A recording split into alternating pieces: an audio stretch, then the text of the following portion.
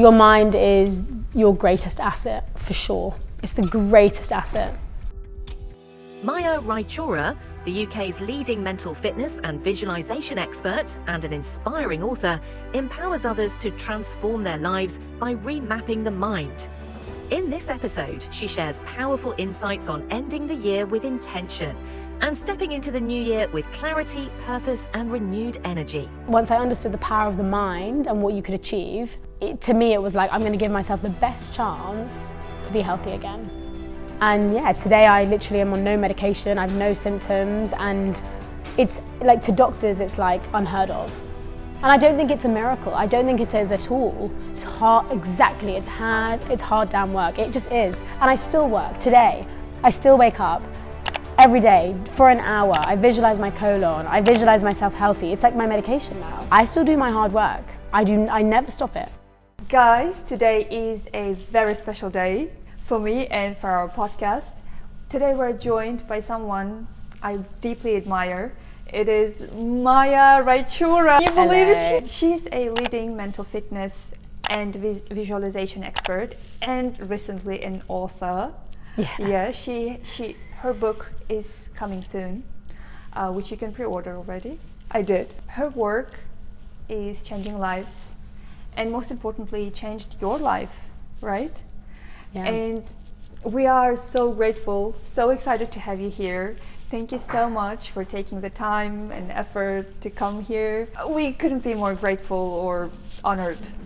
Oh, thank you. No, I'm really excited to be here. And yeah, because we met at an event just like a few weeks ago. Yes. And it was your energy, your passion, just like, yeah, I was really, it captivated me. So I'm very glad to be here as well. Oh, thank you so much. You know what, when I went there, generally, every year we try to go to that business show. I don't really go there for speakers. I go there for competitive analysis.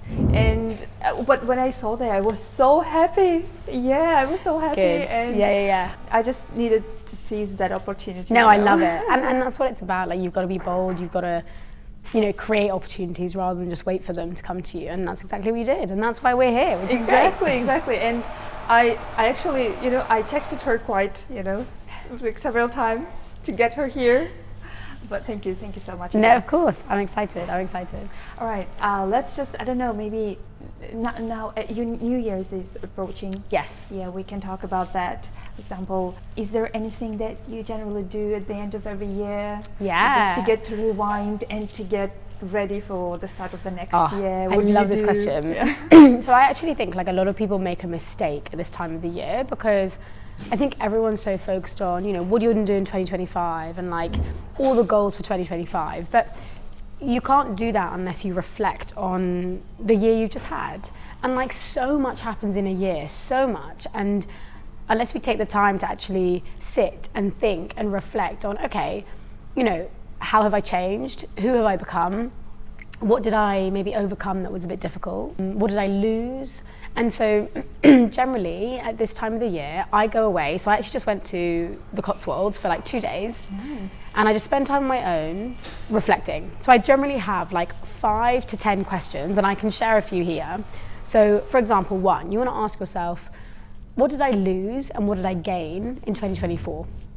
2nd, who influenced me the most this year? That's a really important question because who you spend time around and the things we consume, they influence us all the time. So who influenced you the most this year? And it could be good or bad, either. 3, what is a life lesson you've learned in 2024 that you want to take with you in 2025? And that's again important because we learn so much every year. But unless we can actually say with precision and being concise, what is our lesson? How are we meant to keep implementing it? So really asking, okay, what is that lesson you want to take with you? 4, how have I changed the most this year? Also very key. Like for me, it's very much about, I've become so much more accepting of things I can't control. And that's really powerful, like really powerful. And then 5, what is the most prominent emotion I have felt this year? Again, it's important because it also tells you, what have I been feeling this year and why? It makes you curious to what has been going on that has maybe had quite a prominent effect on you. And so once you've done the reflection, It's not about analysing or doing anything like that. It's simply about gaining understanding of who you are, what's happened, and therefore, how do I want to move forward? So first reflect, then think, okay, now what do I want 2025 to be like? Like, who do I want to be? And I always do year of. So this year is going to be the year of X. I've done it for 7 years. Started off being the year of the brave. Then it was year of compassion, because I was moving back from uni, back home, and I needed compassion with my family and things like that, right? Then it was like year of the wealth, because that's when I was starting my business. It's when I was like really going like all out with it. Then it was the year of letting go. So again, like, you know, things come and go. How can you just be more accepting of that? And then I haven't actually chosen this year yet. So I'm in the process of it now, and it takes time. So yeah, what is your year of in 2025? What do you think yours is? I think it will be a year of bravery, probably. Oh, I love that. Year I of love bravery. that. Because I am actually quite bubbly maybe, and cheerful, actually, quite positive and, you know, open.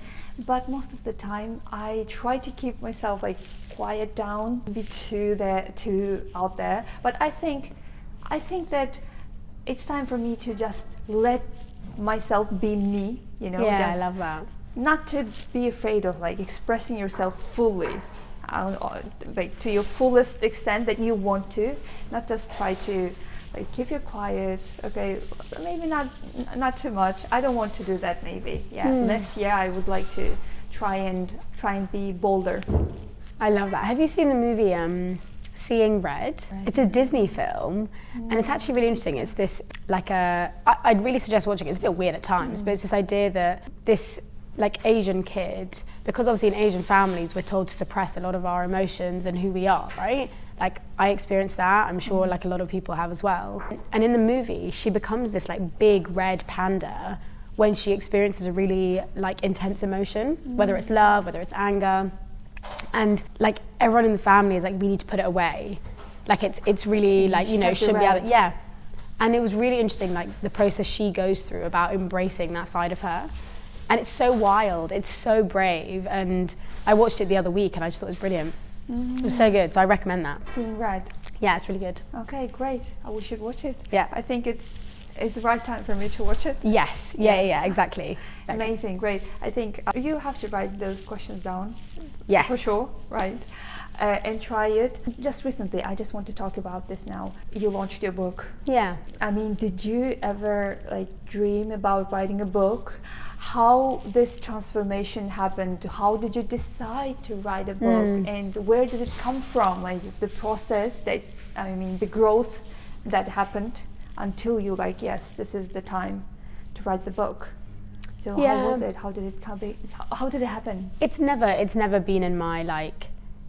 I never in my wildest dreams thought I'd be writing a book. I think I've always enjoyed communicating my ideas, but generally it's been through speaking or, you know, discussing. And yes, obviously I write content online or I do like videos online, but I think, you know, the last book really on visualization, like the depth of it, was in like the 1980s. And I see. That's years ago. So from my point of view, it's like 40 years ago. So from where I was standing, it was like, this kind of needs to be out there. It needs to be education that people need to learn from and can practice. And I never had a book like that when I was learning about visualization or mental fitness. And then when I got reached out by publishers, it was just like, is this real? Like, I remember getting, So they reached out to you. Wow, yeah. Amazing. I got this message and I thought it was a fake one because it was just like, it was just in my junk. I was like, this is really weird, like, haha. But it was real. It was like, hey, can we have a meeting about, you know, doing a book with Penguin? And I was like, whoa, like I remember reading Penguin books, right? And for me, writing a book was kind of a professional challenge as well. I'd never done it before. But I was like, if this can reach more people and more people can get mentally fit with it, it's a no-brainer to me. And I don't know if it's gonna be the best book in the world. Probably won't be.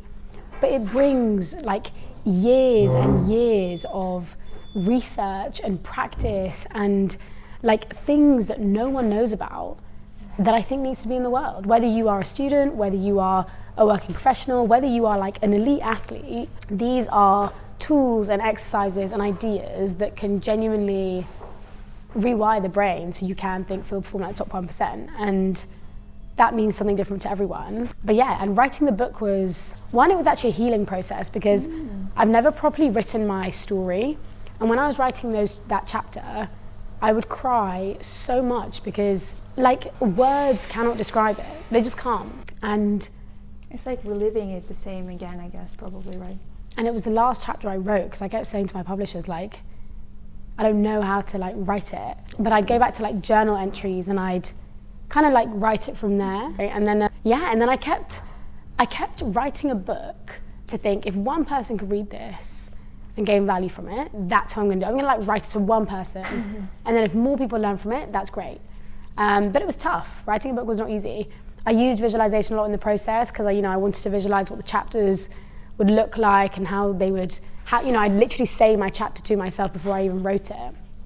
So a lot of practicing what I preached. And now it's about getting feedback and just continuing to get better, really. It's amazing.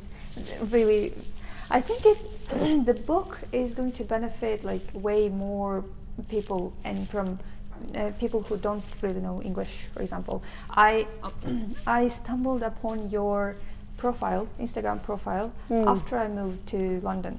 Oh, no way. It was last year. Okay, yeah. I moved here last year.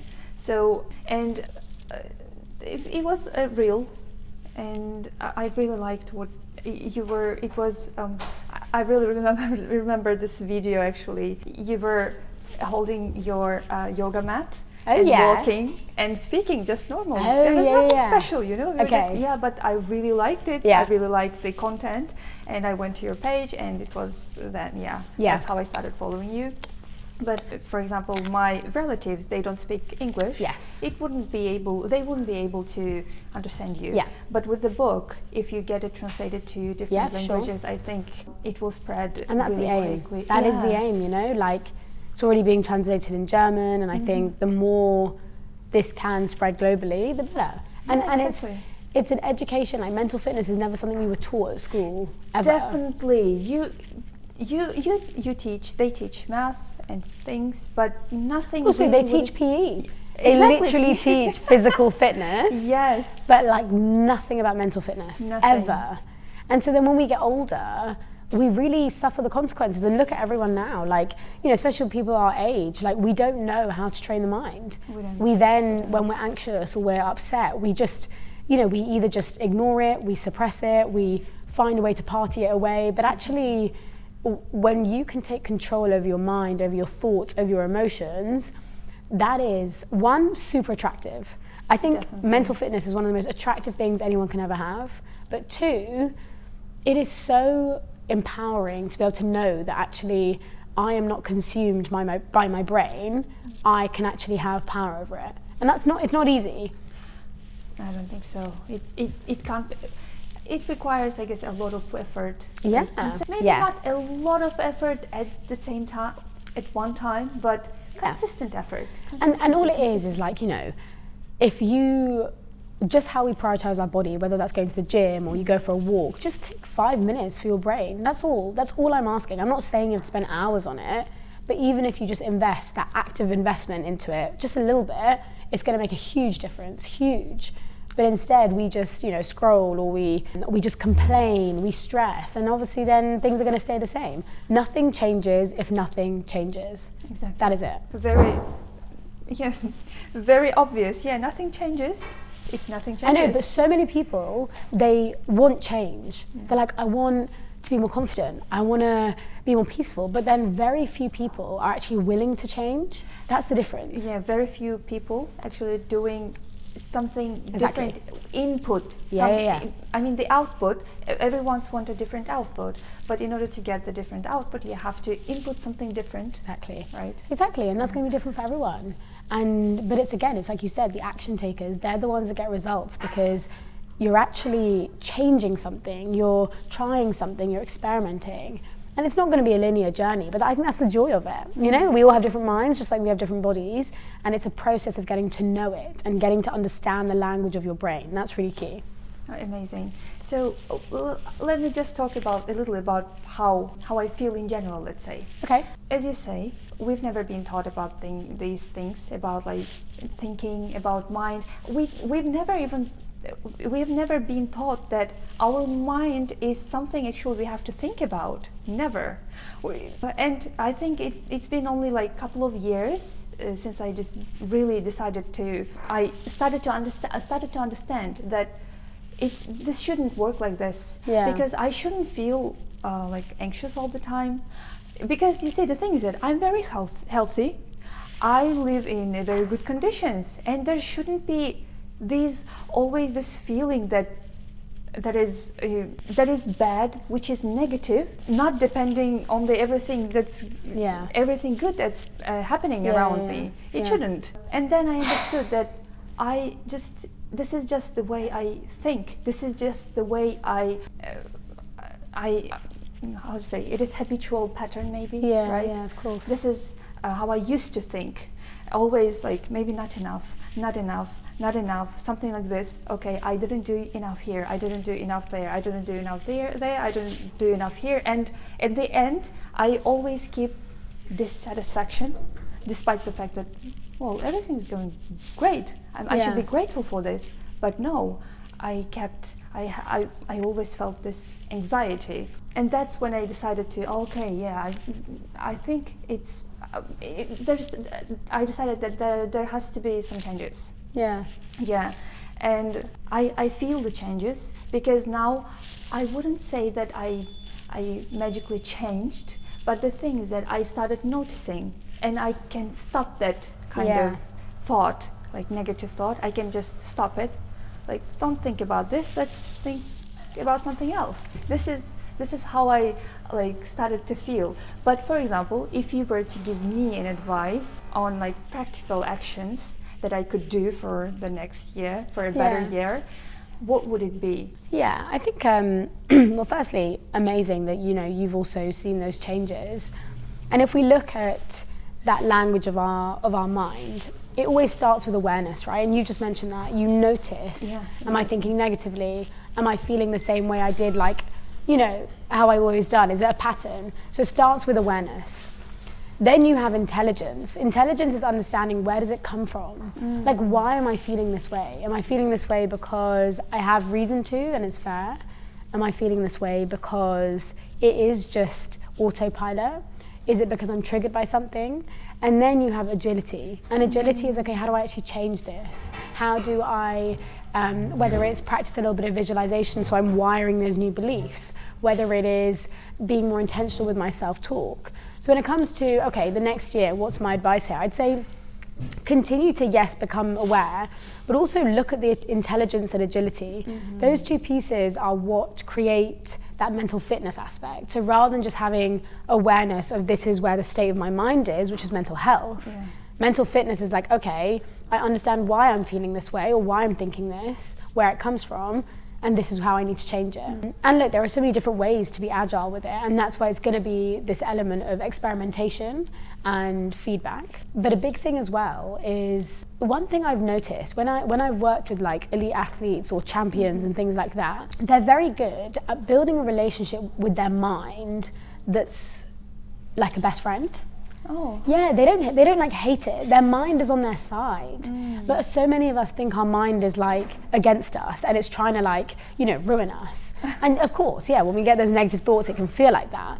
But your mind is on your side, and the more you help it and create that relationship with it, the better that's going to be. And I always say to people, your mind is basically like a puppy, and if you don't train it, it's gonna shit everywhere, right? On your plans, on your relationships, on your career, everything. So I think it's really about enjoying the process of building a very empowering relationship with your mind. That's key. It doesn't have to be all positive all the time. That's also a mistake, right? People think like, just think positive, only positive vibes. I think that's so overrated. Think positive all the time. Exactly. Happiness is not life. Being happy all the time, overrated. Definitely. We can't take away the human condition of just feeling so alive with emotions. And so I think it's about having a more productive relationship with the brain. So I think practically, yes, for you, it's continuing to replace it. Also, like every time you go under a door, say something good about yourself. So you're continuing to rewire and be intentional with that self-talk. And of course, if there are particular beliefs or ideas that you're trying to rewire, then I would, of course, suggest visualization to actually see and create the person you want to become. Because when you're going from A to B, yes, you can just do that, or you can see what B looks like. You can actually close your eyes and be like, okay, this is what she looks like. This is how she walks into a room. This is how she stands up for herself. This is how she asserts boundaries. This is how she manages anxiety. And then when you can see that and mentally rehearse it, the more you do that, you start acting in that way. Yes, I understand, because you start believing first, because you saw it already. Exactly. And your, I guess, mind and body also gets used to that, because it doesn't feel that unfamiliar. Exactly. Yeah, it's going to feel a little bit more familiar. Okay, yeah, I already kind of saw it, and I know how to do this. Okay, exactly that. That's exactly it. And you'll be surprised how quickly you do start to like think differently and, you know, feel differently. Like I remember just visualizing like, okay, Maya, how do you want to walk into a room at work, whatever, you know, shoulders up, head held high, going with warmth, going with charisma. But before I'd walk in feeling quite small, especially as a woman, right? But now actually no, you go in with space, take up space, actually captivate people. And by me seeing that, how I would do that, it allowed me to actually start doing it a lot quicker. I see. Well, this is exactly what I was talking about. Like, don't be afraid of getting this space, getting attention. Don't be afraid of this, because as you say, when you walk into the room, do you want to feel invisible, or are you comfortable with how you get the attention? Yeah, exactly. And actually for you specifically, right, because you're trying to become more yourself. Exactly. I'd go on loads of like solo dates. Go and date yourself. On your own. Whether that's just going to a restaurant, the cinema, but like just how like you get to know someone in a relationship where you're like understanding what do they like, what do they not like, what are they inspired by. We've got to actually learn that about ourselves so that we can be ourselves, right? So you've got to find yourself to actually know yourself, and then you've got to know yourself to then be able to be yourself. You've got to be yourself to be able to improve yourself. That's key. But you first got to be curious about who are you? What do you like? What do you not? So find that first, then you can go into the next steps. I see, spend little more time with yourself. Yeah, and that doesn't mean on your phone. Everyone thinks, I spend time on my own, I'm watching TV, and I'm like, that's not on your own. If you're gonna be on your own, you sit with yourself, you sit with your thoughts. It's not easy. In fact, they did an experiment, right, where they put men and women in a room, and they just said, sit for 15 minutes and just sit with your thoughts. 15 minutes with your thoughts, with nothing. That's it. Or they had the option to electric shock themselves so they could leave the room. Now, it was about 48% of women chose to electric 48%. 48% of women chose to like electric hurt shock themselves. Yeah, just like quick electric shock, and they left. Men, it was 70%. 70% of men were like, I'm not sitting with my thoughts. In fact, one guy electric shocked himself 15 times to just get out of there. And so it just shows we're so afraid to just sit with our thoughts because they can be consuming, they can be negative, and then we don't know what to do with them. Exactly. But just imagine that, we're scared of our own mind. Isn't that really sad? This experiment is actually shocking, because 15 minutes is not that long, No? if you think. But now if I reflect in general my day, on my everyday, I don't think there is like 15 minutes where I sit without my phone, without my notebook. Exactly. It's not easy. I don't think it's easy. Like, I think we do underestimate the strength it takes. Like, I think, do you know Mo Salah, the footballer? He's like one of the best footballers in the world, right? In a recent interview with Liverpool, he was saying that even though I have done, years of physical training and I'm literally the best footballer in the world, right? 15 minutes of mental training is the hardest thing he's done. He literally said this. He was like, it's so humbling to actually spend 15 minutes training your mind because it's not easy. And it's true, right? Like we were never trained to do that. We were trained to, play some sport, whatever. Never trained to do that with our mind. So it takes a bit of time, but it's so worth it. It's the best journey you can go on. Amazing. Okay, resolutions for New Year. spend more time with myself alone. Solo dates, maybe once in 2 weeks, all day. And every day 10 minutes, 15 minutes on my own. Or 5 minutes. Don't even worry, just start small. Start really small. 5 minutes, it's good. These are actually, things are doable. Easily. And if you want to go even smaller, before you get out of bed, just spend 1 minute with your eyes closed, thinking, who do I want to be today? Simple as. Don't even need to overcomplicate it. Just being a bit more intentional with how you show up and who you want to be, especially as you're trying to work on this person I want to be. So even just reminding yourself, look, I want to be this brave version, go for it. Amazing, thank you. Yeah, and keep me updated. Accountability is key.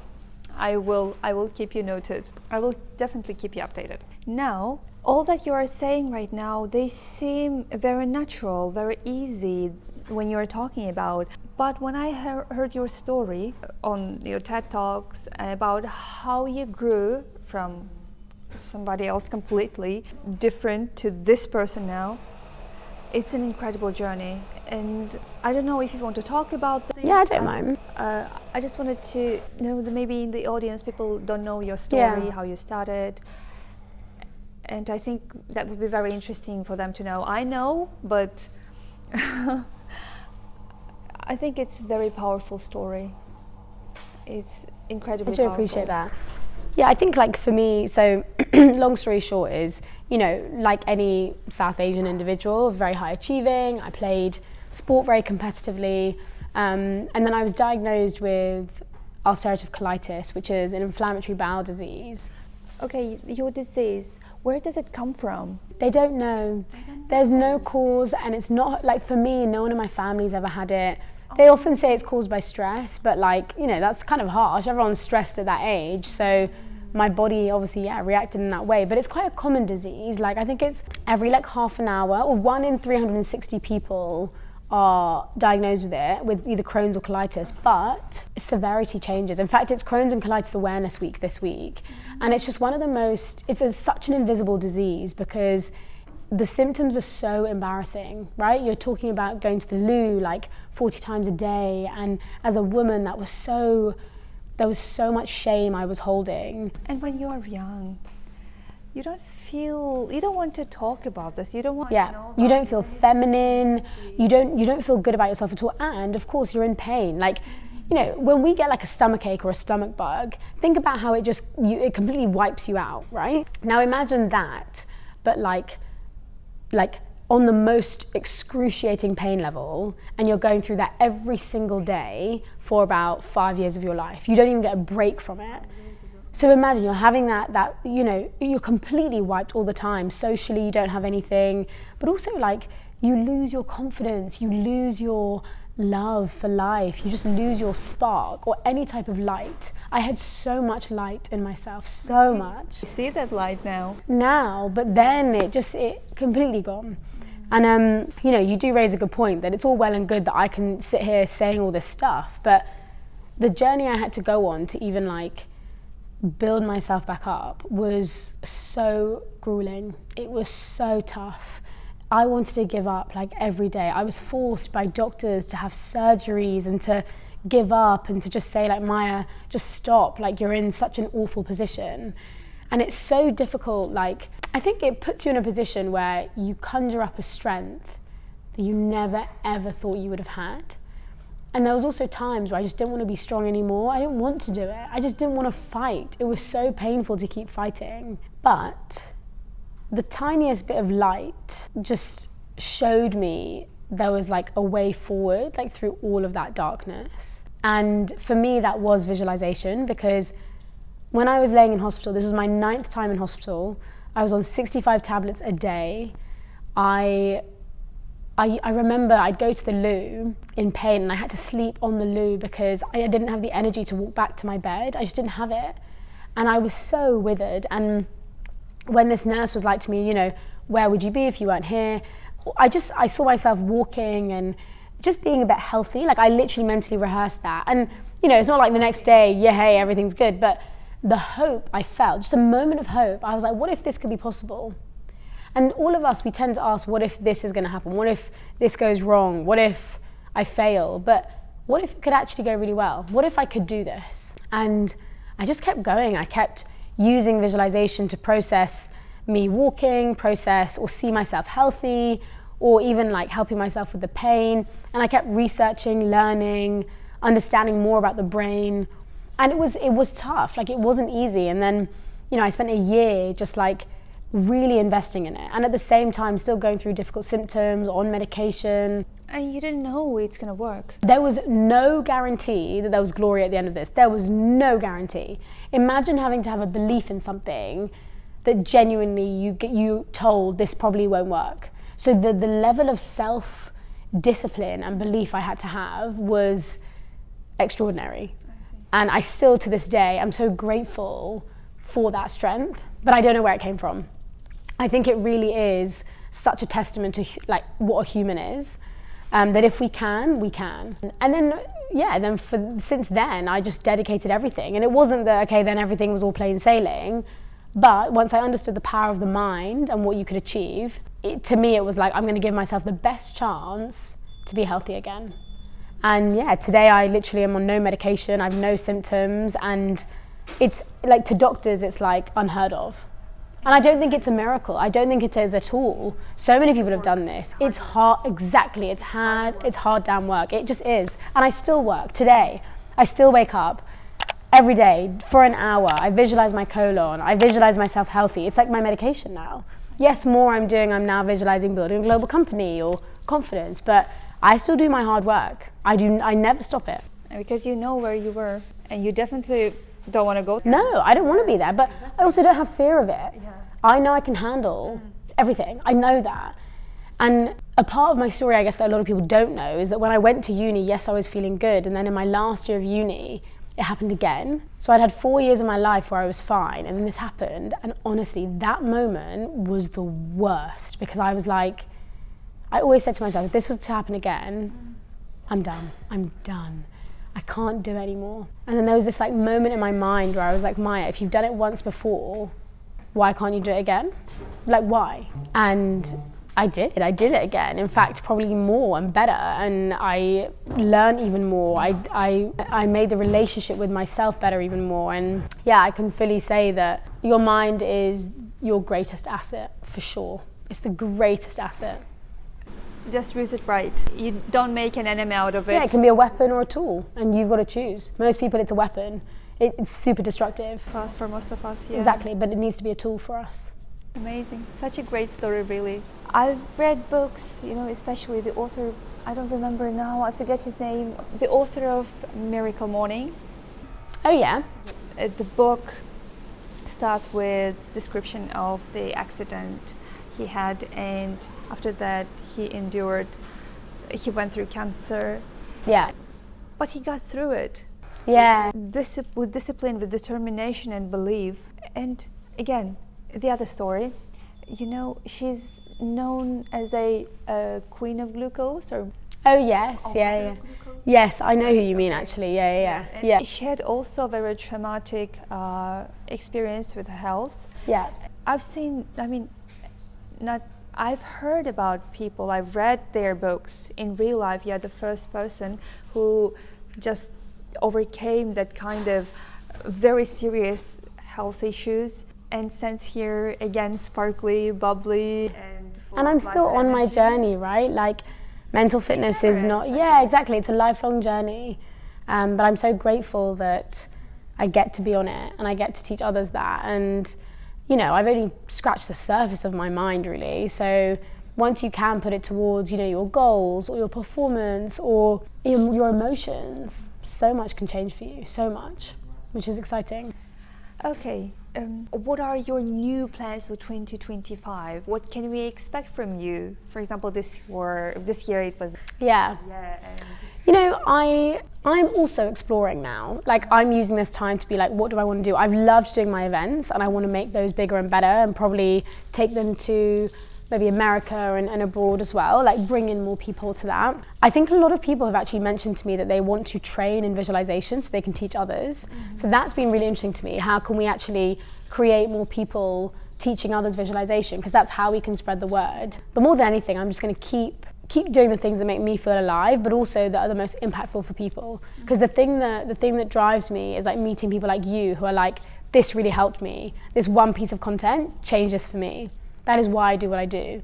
So I want to keep pushing that and inspiring people with that, and whilst of course taking care of my own self, right? Because if I'm not like sane, I don't think I can help anyone else, right? But being honest about that, because I don't know everything. I also have tough days. I also go into negative spirals. So it's just about being authentic and human as well. Like, we're all human. Just because I'm a mental fitness expert doesn't mean I don't have bad days as well. So it's about making a holistic kind of learning process as well. I mean, everybody lives every day differently. I mean, Yeah, exactly. It's actually, you can't always have the best days. Otherwise, how would you know that was the best day? Exactly. And there's so much more to come, right? Exactly. Like, so much more. I think that the feeling that it will end, that something good may end, makes it even more valuable. Yeah, right? For sure, for sure.